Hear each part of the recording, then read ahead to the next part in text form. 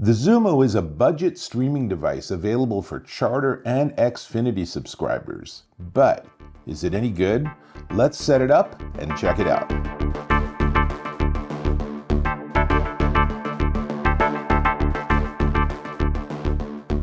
Dave Taylor here, and I admit, I used to be a cable subscriber. And when you subscribe to cable, you get a big box that's the interface that lets you get all your channels and guide and the DVR and all sorts of features. They're big, they're clumsy, and while some of them actually let you run apps and use them for streaming, they're really not designed to be streaming boxes. Enter this. This is the XUMO Stream Box, and it's actually from a company called XUMO that they developed this in partnership with both Comcast Xfinity and Charter Cable. So here's the great news. If you're an Xfinity subscriber, you can get one of these for free. If you're a Charter subscriber, you can get it for free for a year, and then it's a couple of bucks a month. It might have changed, but that's the last I saw. So what I want to do is I want to tell you a little bit about it. I want to plug it in, I want to go through the whole setup routine, and then we'll actually have a look at it and see, is it worth the money? And you're thinking, it's free, dude. Of course it's worth the money, but not necessarily, because there are so many streaming devices from Roku all the way up to the Apple TV device and everything. There are a lot of excellent choices, and a lot of TVs now, really pretty much all TVs, have built-in software too. So like this Vizio device has its own smart TV interface that, as you can see, gives me access to a lot of streaming services. So it's not this versus nothing, it's this versus all the other choices. So let me open this box up and let's see what's inside. And so it's a pretty cool design for a box. So here's the unit itself. So this is a pretty slim device. There's not a lot going on. There are no buttons on it. Honestly, it looks like a coaster. And on the back, Gigabit Ethernet, HDMI 2.1, and there is a plug for power. And that's it. There's no USB, there are no additional inputs or outputs, there's no interface with optical for a high-end soundbar. It's a pretty bare bones streaming device. So let's put that aside and see what else is in the box. We have information from Xfinity on the various things you can do, and quick start on how to hook it up in English y Español, so that's handy. And then when I open the box, okay, let's see what else is in here. I'm gonna just put the box aside. So we have an HDMI cable, very helpful, we're gonna use that. And power, it's a sort of an old dorky looking transformer here that I'm gonna plug into the wall, but that's okay, because all it needs to do is power our streaming device. And then in this bag, and it's actually a paper bag, is our remote control. If it comes out. Oh, all right. So I've never seen a remote packaged this way. So this is a paper bag, and in the paper bag, wrapped in tissue, is the XUMO remote. And it's a pretty nice looking design. It looks like this is the second generation of the remote based on what I've seen online. And there's a little tab on the bottom which tells me that there should be batteries in it, and this is simply stopping the batteries from being active. So I'm just going to pull this, and we'll just assume that when the time comes, this will be ready to use. So that's everything in the box. Let's move the box out of the way because we don't need it. And I'm going to actually prep this HDMI so we'll be ready to use it when we get there. But let me tell you a little bit more about it. So as I said, the box is a joint venture between Comcast, Charter, and XUMO, which is kind of interesting that those companies chose to work together. And it offers you 4K UHD streaming at 60 hertz. So it definitely can drive a 4K television, which is pretty much the modern standard. And it supports Dolby Vision, HDR10, HDR10+, Dolby Atmos. It's using HDMI 2.1, so it should be a higher quality signal going down this very wire. And like I said, it's a gigabit Ethernet, so it should work via Wi-Fi, but we might have to use Ethernet. Pretty sure that it's a Wi-Fi device. We'll get there when we do the settings.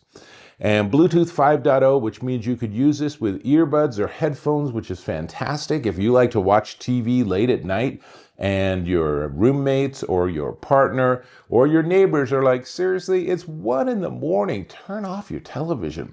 You don't have to worry about that because you can use Bluetooth. So it's a voice-activated remote. Here's a close-up of the remote, and you can see that blue button right in the center there is a microphone, and that should mean that if I push and hold, that it will actually let me talk and say something like, play football, or something like that, and then it will find football and show that for me. We'll get there. Also supports some playable games. We'll have a look at that briefly. And one of the things I do like is that it does theoretically have HDMI CEC support, and that should mean that this remote should let me also control the TV, and if I had a sound bar, it would let me control the sound bar. So CEC means that, like, if you turn this on, the TV automatically turns on too. So that's a good feature. You always want to enable that. There are going to be some issues and limitations, but I think we're ready to hook things up, and I'm going to move the camera around so you can see the screen better as I go through the setup process. So let's do that. We have a logo. Let's see what happens. All right, we're going to select English, and we, yes, want to continue in English. We do not want voice guidance. Sheesh, that's nice that they have that, but I don't think I need it. Let's see, we're going to do Wi-Fi using password. So definitely need to set that up. And I'll be right back with my Wi-Fi connected. And we're connecting to Wi-Fi.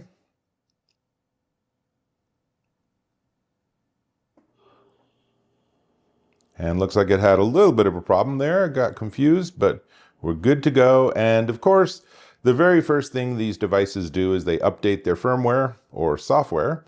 So I'm going to just skip past this.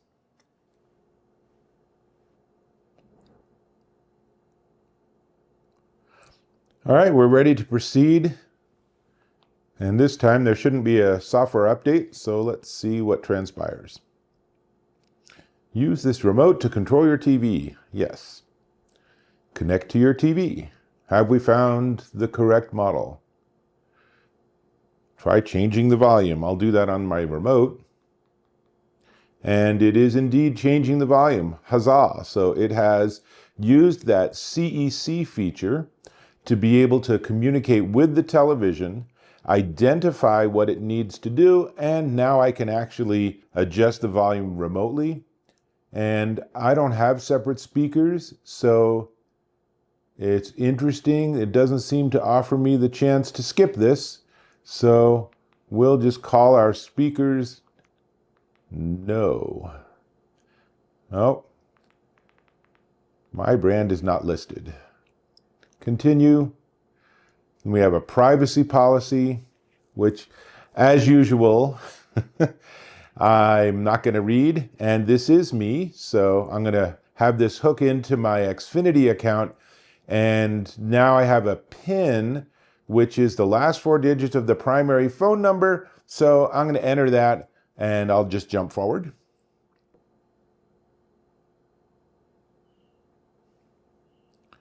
And TV is in the kitchen. And time zone, should be able to get that, honestly, from my account. Now we're getting the setup data from Xfinity. My guess is this will include some default streaming channels and apps. But it's only going to take a moment, so shouldn't take us long to get past here. Share your watch history? No, I don't think so. And so this means I won't be able to resume if I'm halfway through a program, but I can always change that. Notice it's picked up the time on the right, and it looks like we're good to go. And we have audio, and there's a mute button. which I will use, and that mute button works correctly with the TV. And now let's just move around a little bit. So we have it all set up. That was pretty painless if you ask me. People have complained that this is an extremely complex device to set up, but certainly the Xfinity version was super easy here. You saw that every step is slow because the processor is slow, but there weren't that many steps, and most of them it was just a matter of moving forward. So Netflix, YouTube, Hulu, Xfinity Stream, not sure what that is, but I think that is just tied to me being an Xfinity subscriber. Amazon Prime Video, Apple TV Plus, Discovery, XUMO has its own channel, Sling gives me access to broadcast channels, so there's lots and lots you can get with a Sling subscription. And let's see, we have my list, TV shows, movies, sports, news. Let's go to sports. And then here's a guide. We can view everything. And there's lots of stuff going on here on the sports side. Let's try this one, Mexican baseball. Let's see. And, well, how do we get to here? I mean, I don't have a subscription to ESPN, so I'm not surprised that it didn't find that. But let's just try one of these. And this is on Xfinity and Fox. And I still have the mute button pressed, so we shouldn't hear anything, but I can unmute it for a moment. So we got a little buffering there. There we go. That buffering could be my Wi-Fi, but that is something worth noting. There is a home button on the remote, so if I push home, then we get right back here. So now apparently I'm on Xfinity Stream, so let's go here into this app, and we're back to that channel we were just watching, and I can go back and watch for free. And I want to see if they have, let's see, I'm curious about Tubi, which is one of the newer streaming options that I really like. So let's go into Manage Apps and see if we can find it. And these are all the different channels that are available. And you'll notice it's not the smoothest scroll or anything. It's not a super fast processor, which is certainly one of the things people have complained about. But notice things like Crunchyroll is right there. I have read online complaints that it doesn't include that channel. Obviously, it does include that channel. Crossy Road and Crossy Word are actual games that I can play on this device. But I'm not seeing Tubi. There are a lot of choices here, though. If you can't find something to watch across all of these different streaming options, then you are an extremely picky viewer. And there's nothing wrong with that, but let's try using the voice interface. So I'm going to push the voice button on the remote, Tubi. And let's see. So we have that same thing. Sure, this time I'll let it share. And what's happened? It is launching Tubi, I hope.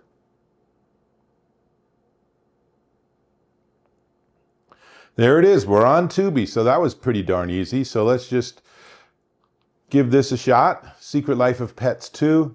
Great movie. Super funny. And let's see how it looks.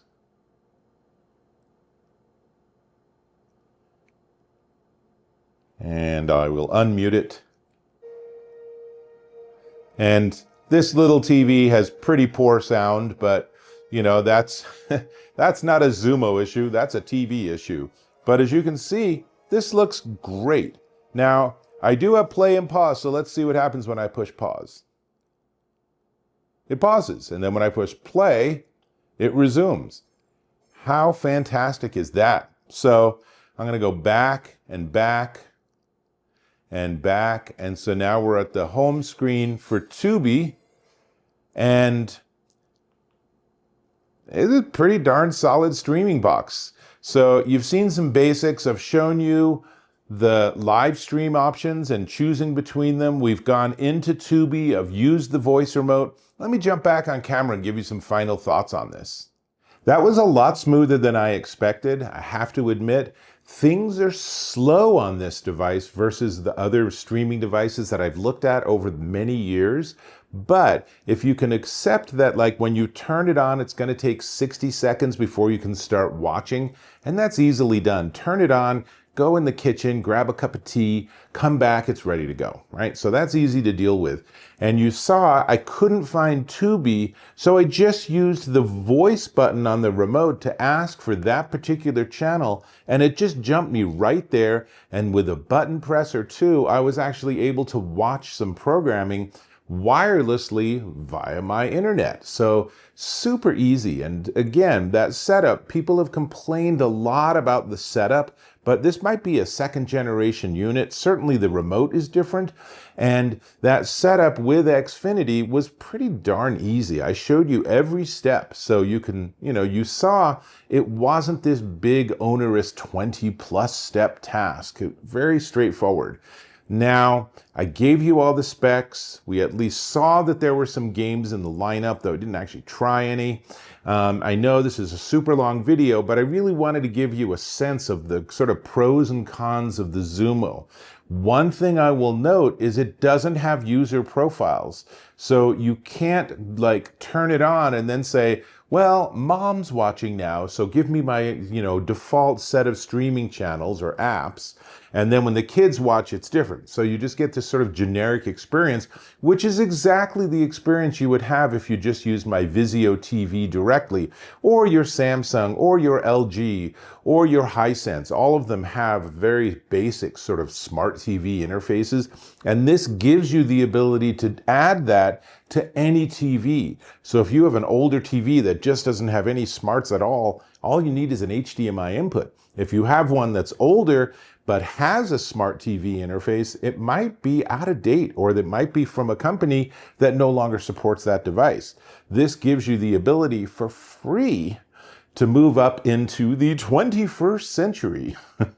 So I think that there's a lot to like here. I am more impressed than I expected to be. And again, the remote control has been redesigned by XUMO, so it addresses some of the concerns people had. And I'll tell you that my daughter has a Roku, and the Roku remote has volume on the side, and I can't stand it. Because when I pick up the remote, I inadvertently am changing the volume on my content. So having the volume here is a much smarter move. So that's everything I got. It has the best price tag of all. It's free. Again, as I said at the beginning, as of right now, it's free for Xfinity subscribers because they want you to be in their world, even if you're using just internet rather than cable TV. And it's free for Charter subscribers, I believe, just for the first year, and then it's a couple of dollars a month. You can probably negotiate that down with your local salesperson. In any case, it's a simple, small box. This could be a perfect thing to have at a vacation home or a cabin in the woods where you have enough internet that you can watch content, and maybe you have an older, smaller, more modest television. It's gonna work fine. As you saw, this is my not even 4K little mini Vizio TV. Looks really good. So it's everything I got. Encourage you to check it out. If you are an Xfinity subscriber, just go to xfinity.com and sign up, and they'll either send you, or you can just drive by one of their stores and pick up a XUMO box, and then there you are, you're plugged in and you're watching. So that's what I got. I'm going to get back to Secret Life of Pets 2, so I'll have to catch you in my next video.